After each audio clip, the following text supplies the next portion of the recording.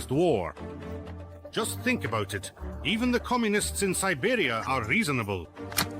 No matter how many billions of budget rubles they spend on their own self-promotion, endlessly trying to improve their public image and gain favor, it ultimately changes nothing. Look, history is repeating itself today once again. This is not some kind of national liberation or genuine movement for freedom. Political idiots are making the same mistakes all over again. You were used as pawns and will continue to be used until the end, and then you'll be thrown away like a certain rubber product. In Russia, the communists are against the seizure of Ukraine and the restoration of the USSR. It really does seem that the air in Siberia is good for you, and this shows just how radically Siberians differ from Muscovy. What do you associate with Siberia? With a man. With the tigers. No. Circus. With bear. With bear. A strong man rides to work in an ushanka, felt boots and a fur coat, together with a bear on a motorcycle. Well, why not? Siberia has enormous potential. There are so many resources there that you could build another Earth next to our own, but made entirely of metal, oil, and gold. No useless rocks that nobody needs. But the inhabitants of this Klondike live like gypsies from Kusturica's films, only without the cheerful musical accompaniment. Siberia is a gypsy land. Moscow has latched onto Siberia like a huge red tick and just can't get enough. And Siberians living in conditions 5 times harsher than in Germany earn 5 times less. And in order to earn at least half of the average German salary, they are forced to go to war, where, according to the well-known pro-war correspondent Kashevarova, they survive for 8 to 12 days. As always, a plan B emerged, and the war turned into a long, drawn-out, bloody routine with, results that are far from obvious to this day, despite everything they keep telling us. In other words, as part of Russia, Siberians have no access to their own wealth. They are deprived of the opportunity to develop and prosper. They just slave away for the guys in the Kremlin. And no matter which guys are in the Kremlin, life in Siberia doesn't change. Probably if you don't just accept this, you simply go crazy here. Honestly, it's hard to understand how to live like this. But since we're not used to it and just arrived, it all looks simply... I don't remember seeing anything on this scale anywhere else in Russia. Siberians understood this right away, literally from the very first days of the formation of the Russian quasi-empire. Officially, the Russian Empire was established in 1721. That same year, the governor of Siberia, Matvey Gagarin, raised the issue of Siberian independence, for which he was hanged. It's quite ironic that Gagarin was the first to start Siberia's centuries-long struggle for independence. Let's go. Without Siberia, the empire is impossible. It was only created after Governor Gagarin was eliminated. He was executed in March, and Peter signed the decree establishing the empire on November 2. Without Siberia, the Russian Empire would have remained a backward Muscovy, where boyars had their beards forcibly shaved, and fathers of families lay with their sons' wives, while the sons played in the mock regiments of a deranged little Tsar. Many scholarly works have been written about the traditions of sleeping with daughters-in-law and male homosexuality among the Muscovites.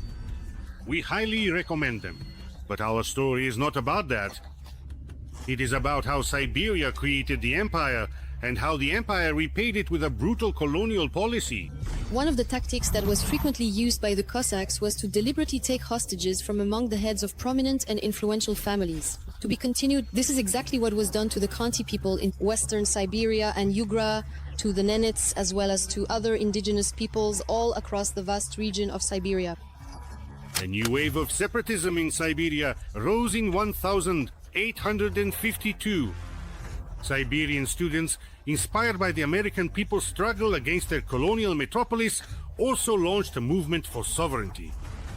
They called Siberia the Russian America, which is very symbolic. Moscow, like London, was extracting resources from its colony, and the colony rebelled. The Polish and Ukrainian populations of the region joined the student movement. But unfortunately, there were always plenty of secret police in the quasi-empire. The leaders of the Siberian resistance were arrested and sent to penal labor camps, though it's unclear where you can exile someone from Siberia. Don't know. The movement for Siberian independence was crushed and suppressed. Interestingly, the Russian Empire supported the American people's desire for freedom and helped the New World's colonies in their war for independence. But at the same time, Siberians continued to be oppressed and destroyed even for the slightest hint of independence. In Russia, people have always treated their own worse than their enemies. Classic.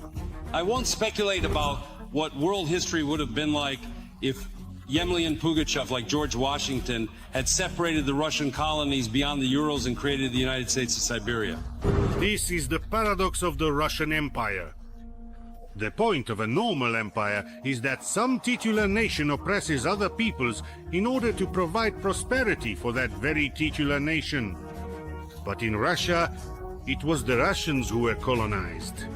That's just nonsense. It really is nonsense. And it's happening even now. On TV, they talk about unity, the Russian world, and traditional values. But in reality, everyone in the Kremlin considers Russians outside the Moscow Ring Road to be natives. Maybe you shouldn't, Shuri. Naturally, Siberians, being tough, brave, and determined people, do not want to accept their status as Chingachgook. After the first collapse of the North Empire in 1917, the Siberian Republic was established with its capital in Omsk. The borders of the Siberian state stretched from the Urals to the Pacific Ocean. They even started using their own currency in transactions, the Siberian ruble. Unfortunately, it was unable to survive the civil war and became part of the Red Zone along with other peoples.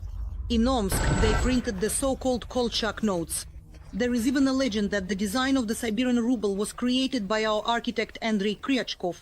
In Tomsk, they recently found an autobiography manuscript by Kryachkov where he wrote he helped design sketches for Kolchak banknotes. After the second collapse of the North Empire in the early 90s, the idea of creating an independent Siberia was revived once again, and in 1992, at the Congress of People's Deputies in Siberia, the Siberian People's Republic was established. The Congress of Deputies declared itself the highest authority, and, quote, all colonial administrative bodies were abolished. Did they manage to create an independent state in the Urals back then? Spoiler, no. Why? At that time, Moscow once again managed to quickly disperse the supporters of independence. But not for long. After the annexation of Crimea and the creation of the DPR and LPR, Moscow itself gave Siberians carte blanche to create their own independent state. On August 17, 2014, there was an attempt to organize a march for the federalization of Siberia in Novosibirsk. This happened right after the hybrid Russian forces were demanding the federalization of Ukraine. As the saying goes, if you dig a pit for someone else, you'll end up falling in yourself. Moscow was so frightened that they preemptively banned the march and declared that it threatened the constitutional order and territorial integrity of the Russian Federation. Exactly the same as it was 200 years ago with the Americans. Pro-Russian rallies for the separation of Donbass from Ukraine are considered the people's right to self-determination.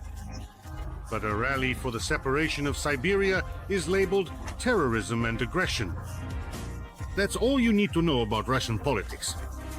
Liars, hypocrites, worthless thugs. Donetsk street punks and the newly arrived militiamen got a pat on the back, while Siberians got beaten with a rubber baton. Classic. Hey there, brothers. Ha ha! Hello, Chita.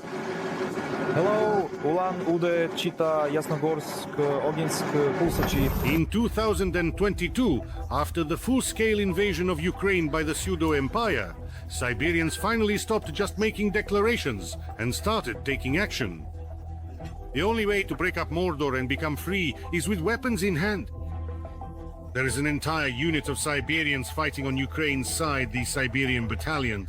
Well, I expected that I would come here, sit in a trench, and spend the rest of my days living in it. But then it turned out we are the elite. That's how it is. And here people treat us just. I've never once seen anyone say, "Oh, you're Russian," and then treat you like you're somehow second class. What are they saying on Russian TV?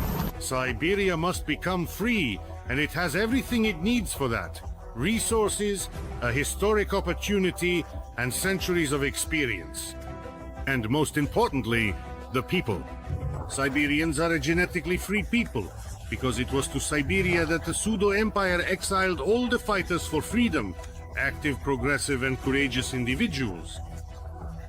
In Siberia, many generations of those whom the empire feared have lived, and in the end, it gathered them all in one place.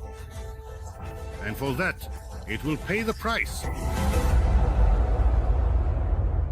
I would like to remind you that this video is created for entertainment purposes and contains elements of satire and irony. All facts and events are presented in a hyperbolized or exaggerated form to convey a comedic or dramatic effect. Our goal is not to mislead, but to highlight humor. Please take it with a smile.